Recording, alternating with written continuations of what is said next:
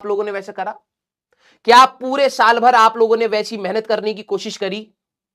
ये मैटर करता है। ये मैं क्या बताऊं आपको कि आपके अंदर कंसिस्टेंसी नहीं थी। लेक्चर देखने के बाद सीधे खत्म कर दिया लेक्चर, डीपीपी नहीं करी, टेस्ट नहीं लगाए, रिवीजन नहीं करी। अबे कौन करेगा ये? तुम्हें प्रोसेस पता भी है कि पूरा सिलेक्शन होता कैसे? पूरा सिलेक्शन होता है जब आप क्लास अटेंड करते हो, उस क्लास के बाद आपको शॉर्ट नोट्स चाहिए होते हैं, आपको खुद के शॉर्ट नोट्स बनाने चाहिए। नहीं मिल रहा समय, कोई नहीं तो आप रिवीजन करेंगे, फिर उसके बाद डीपीपी करेंगे, प्रैक्टिस करेंगे, टेस्ट देंगे, एनालिसिस कर, यहां तक तो यहीं पर खत्म है हमारे बच्चे। सिलेक्शन इनको टॉप 100 का चाहिए। बेटा अगर आपकी तैयारी, मैंने जब अर्जुना स्टार्ट हुआ था तो मैंने बहुत क्लियरली एक बात बोली थी, भाई देखो नाव पर अगर मैं तुम्हें बैठा दूं और तुम्हें बोलूं बेटा चप्पू चला, बस तू चप्पू चलाता रह जाएगा, तेरे को जाना इधर था, अगर 1 डिग्री का भी चेंज हुआ ना, 1 डिग्री का भी चेंज है, तू कहीं और पहुंचेगा। आपकी डायरेक्शन और आपकी मेहनत बहुत मैटर करेगी इस तैयारी में। और मैं आपको बता देता हूं 12वीं क्लास आपके लिए कठिन नहीं है, आपकी मैनेजमेंट कठिन अगर हुई, अगर आप मैनेज नहीं कर पाए तो रायता फैला दोगे। 12वीं आपके जितने भी सीनियर्स हैं, आप प्लीज अपनी 12वीं क्लास के बच्चों से पूछ लीजिएगा, और मैं आपको बता रहा हूं द ओनली थिंग जो बच्चों को परेशान करती इज द मिसमैनेजमेंट। और अगर आपने 11वीं से ये सीख नहीं ली कि भाई मैंने स्कूल को और कंपटीशन को एक साथ सही से नहीं चलाया है, अगर आपने ये सीख नहीं ली ना बेटा, मैं लिटरली बता रहा हूं फैल जाओगे। और जो चीज 12वीं में करी जा सकती है, जो चीज लक्ष्य बैच से 12वीं में डायरेक्टली आपको एक अच्छा सिलेक्शन मिल सकता है, आपको 1 साल और देना पड़ेगा, 1 साल और देना पड़ेगा। आप बोर्ड्स को भी मैनेज कर सकते हैं, आप जेईई मेंस को भी मैनेज कर सकते हैं, आप एडवांस को भी अच्छे से मैनेज कर सकते हैं इस बैच के साथ। अब विश्वास दिवस खत्म हो गया ना भाई, अब तो सीरियसली बात बोलनी पड़ेगी। ठीक है, कभी फन भी करना चाहिए, हम लोगों ने भी फन करा, आप लोगों ने भी फन करा। Now we have to hit the nail on the coffin कि क्या है प्रॉब्लम। आपको बेटा पूरा साइकिल हमारे साथ चलना पड़ेगा। तुम्हारे साथ दिक्कत यह है कि तुम लोगों ने लेक्चर्स भी पूरे नहीं देखे हैं। कितने बच्चों ने लेक्चर्स पूरे देखे हैं भाई? अब मेरे पास डेटा होता है, हर क्लास खत्म करने के बाद हमारे पास शीट आती है कितने बच्चे अटेंडेंस है, समझ रहा है, कितने परसेंटेज तक कितने बच्चे वीडियो देख रहे हैं, ये भी डेटा हमारे पास होता है। एवरेज वॉच टाइम कितना है ये मेरे को हर लेक्चर का अपना पता होता है। कितने बच्चे डीपीपी कर रहे हैं ये मुझे अपना लेक्चर का पता होता है। कितने बच्चे टेस्ट दे रहे हैं ये भी मुझे पता होता है। और फिर जब बच्चा एक्सक्यूज बनाता है ना मेरे सामने कि सर मैंने कर लिया है लेकिन हुआ नहीं है, तब तो गुस्सा आएगा ना भाई।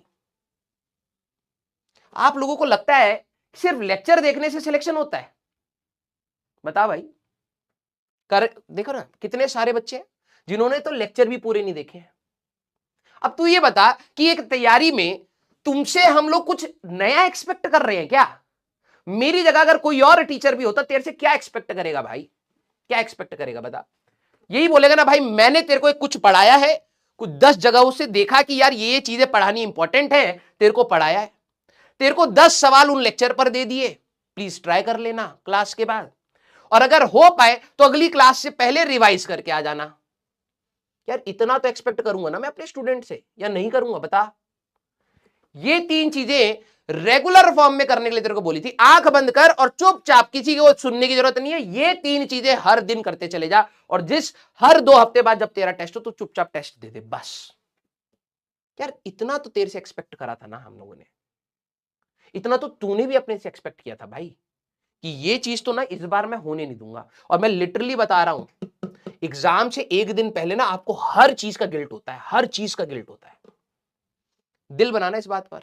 जिनके एग्जाम नहीं हुए हैं या होने वाले हैं, या जिनके एग्जाम होने वाले थे अभी आजकल में, आज आपको रिग्रेट हो रहा होगा कि यार काश मैंने ना, ये वर्ड आता है काश, काश मैंने पूरे साल भर पढ़ा होता। हाँ या ना? बेटा बिलीव मी, मैं विद्या कसम खा के कह रहा हूं, मैं विद्या कसम खा के कह रहा हूं, मैं इसमें 0.01% भी झूठ नहीं बोलना चाहता। अगर आपने इस साल तमीज से मेहनत नहीं करी ना बेटा, तमीज से मेहनत नहीं करी, तो लिटरली बता रहा हूं बोर्ड्स जेईई मेंस, कहानी बता ही देता हूं, ठीक है, मैं डराना नहीं चाह रहा हूं लेकिन रियलिटी में आपको पहले ही बता देता हूं। जब आपकी पूरे साल भर तैयारी चलेगी ना, नवंबर के टाइम पर हमारा सिलेबस खत्म हो जाएगा, हर जगह का हो जाएगा, कईयों का हो सकता है हमसे पहले हो जाए, कईयों का बाद में हो जाए। दिसंबर में ना आपके हाथ पकड़ के दोनों साइड खींच दिए जाते हैं। कैसे? एक साइड बोर्ड प्री बोर्ड खींचेगा और एक साइड, इस बार 11वीं में मार्क्स कम आएंगे, 11वीं में जैसे ही मार्क्स कम आएंगे पेरेंट्स डाउट में आ गए हैं। अब उनको यह होगा कि 12वीं क्लास में बच्चा बोर्ड्स कैसे देगा, पास कैसे करेगा, 10वीं में तो बहुत अच्छे आ गए थे, है ना। प्री बोर्ड्स जब आपके नवंबर में होंगे, दिसंबर में होंगे, तो घर वाले प्री बोर्ड्स की तरफ खींचेंगे और हमें तुम्हें बोलना पड़ेगा बेटा कंपटीशन खराब मत होने दियो, बोर्ड्स में बहुत अच्छे परसेंटेज भी अगर आ गए, सिलेक्शन अगर जेईई मेंस में नहीं हुआ, कुछ नहीं मिलने वाला। समझ रहे हैं? हालत ना ऐसी हो जाती है बच्चों की। अभी मैं हाथ की बता रहा हूं, होती टांग है। ठीक है, जैसी तू प्री बोर्ड्स के झटके से निकलेगा, जेईई मेंस के झटके से निकलेगा, 15 दिन मिलते हैं। उन 15 दिनों में तेरे प्रैक्टिकल्स होंगे, रिवीजन करने का कोई मौका नहीं है। फिर उसके बाद तेरे मिड ऑफ द फरवरी में ही तेरे एग्जाम स्टार्ट हो जाएंगे, प्री बोर्ड, वो बोर्ड्स के, कईयों के हो सकता है स्टेट बोर्ड्स के पहले भी स्टार्ट हो जाते हैं। मार्च के मिड 25 मार्च तक अप्रोक्सीमेटली सबके प्री बोर्ड चलेंगे। 10 दिन मिलेगा जेईई मेंस के लिए, फिर से सिर्फ 10 दिन, पूरी 11वीं पूरी 12वीं के लिए ये मिलेगा दोबारा जेईई मेंस के लिए। अब तुम समझ पा रहे हो कि क्या तुमने अगर यहां मिसमैनेजमेंट कर दी, नवंबर तक अगर आपने या तो लेट स्टार्ट कर दिया, आप में से कई सारे होंगे नहीं पहले मैं भ्रमण करके आऊंगा, नारद मुनि बनूंगा और पहले मैं देख कर आऊंगा कि क्या हो रहा है दुनिया में, कहां क्या बेहतर मिल रहा है, होंगे आप में से कई सारे। और मैं लिख के दे रहा हूं बेटा, घूमकर वापस यहीं आओगे। ठीक है, इससे बेहतर कुछ नहीं मिल पाएगा, जाके घूम आना। जिनको है मैं आपको कह रहा हूं, अगर आपको दुनिया भ्रमण करना है फ्री हो, लेकिन 20 दिन के बाद आकर के आप बैच में आपके जैसे बच्चे बोलेंगे सर मैंने जस्ट बैच ज्वाइन करा है, what I have to do, from the scratch पढ़ना पड़ेगा बेटा। ठीक है, फ्रॉम द स्क्रैच आपको यहां पर पढ़ना पड़ेगा। 12वीं क्लास में जितने भी बच्चे आ रहे हैं, आप कहीं पर भी पढ़ें, दैट्स योर फ्रीडम, बट नवंबर से पहले आपका तैयारी खत्म हो जानी चाहिए। नवंबर भी अगर आपकी तैयारी खत्म होगी तब भी सिलेक्शन है। जो बच्चे 11वीं क्लास को सोचे कि भाई मैं 11वीं क्लास स्टार्ट कर लूंगा अपनी दिसंबर में, खत्म हो बेटा, क्योंकि 12वीं क्लास के प्री बोर्ड्स दे रहे होगे और जेईई मेंस का आपको रिवीजन चल रहा होगा। अब आप 11वीं क्लास पढ़ नहीं सकते, रिवाइज कर सकते हो। फिर बच्चे सोचते हैं मंजिल से निकाल लेंगे, वो रिवीजन के लिए है, पढ़ाई के लिए नहीं है। तो करना तो हमें यही पड़ेगा। क्या टारगेट था आपका? 12th boards, JEE mains, JEE advance, BITSAT. इसकी मैं लिखित तौर पर आपको गारंटी दे सकता हूं कि लक्ष्य बैच में जो बच्चा एनरोल होगा और ईमानदारी से अपना, बस हमें 5-6 घंटे दे दे, ईमानदारी के 6 घंटे दे दे बेटा। ठीक है, हम बच्चे से सिर्फ 6 घंटा मांगते मांगते पूरे साल रह जाते हैं कि भाई बस पढ़ ले पढ़ ले। तेरे पास अफरात कंटेंट पड़ा है, तेरे पास यूट्यूब पड़ा है, तेरे पास बैच पड़ा है, तेरे पास खजाना पड़ा है, तेरे पास सब कुछ पड़ा है। जब तक तू उसको पढ़ेगा नहीं, कुछ नहीं होगा। तेरे को भ्रमण करना है कि कौन बेहतर है, कौन सी किताब बेहतर है, कौन सा सिस्टम बेहतर है, कर बेटा, सिर्फ समय बर्बाद करेगा, सिर्फ समय बर्बाद करेगा। मैं पहली बता रहा हूं कि आपकी एक कंप्लीट तैयारी होनी बहुत जरूरी है।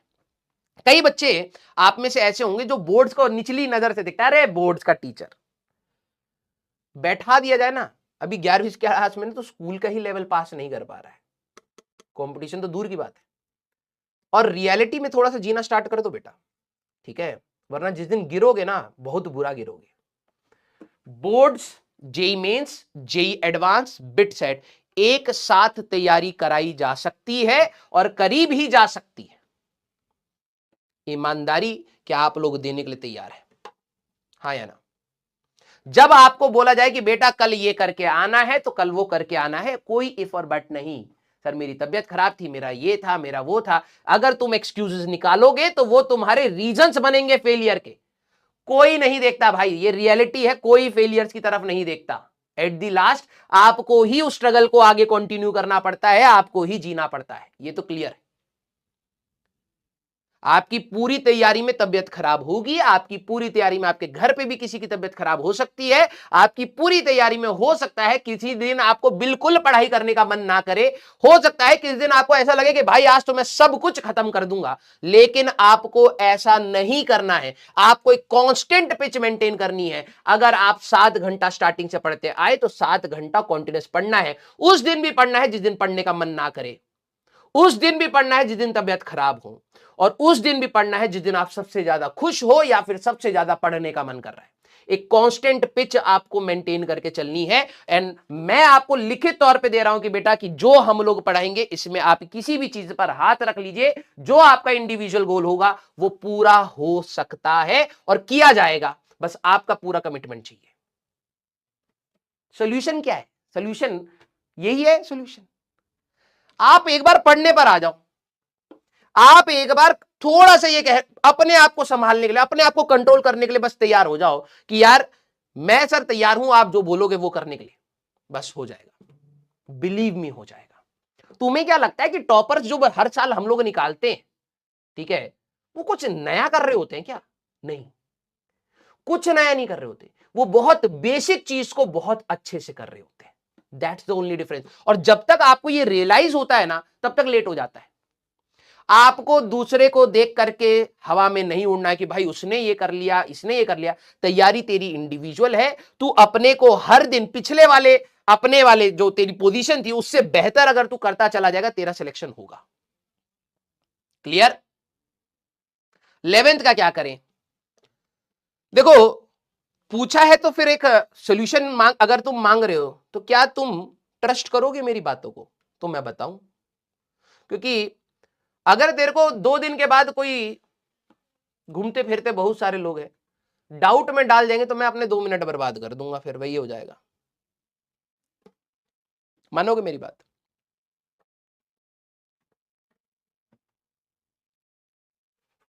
यस। 11वीं की कुछ चीजें फिजिक्स की मैं आपको बोल देता हूं, और मैं टीम से रिक्वेस्ट भी करूंगा कि अगर हो पाए, ठीक है, ऑल्दो ऐसा अभी कुछ प्लान नहीं है, मेरे को अगर टीम सुन भी रही होगी तो इट्स माय रिक्वेस्ट बच्चों के लिए प्रेजेंट 11वीं से 12वीं में जाने के लिए 11th मूविंग टू 12th कुछ सोचिए, कुछ ब्रिज कोर्स टाइप से।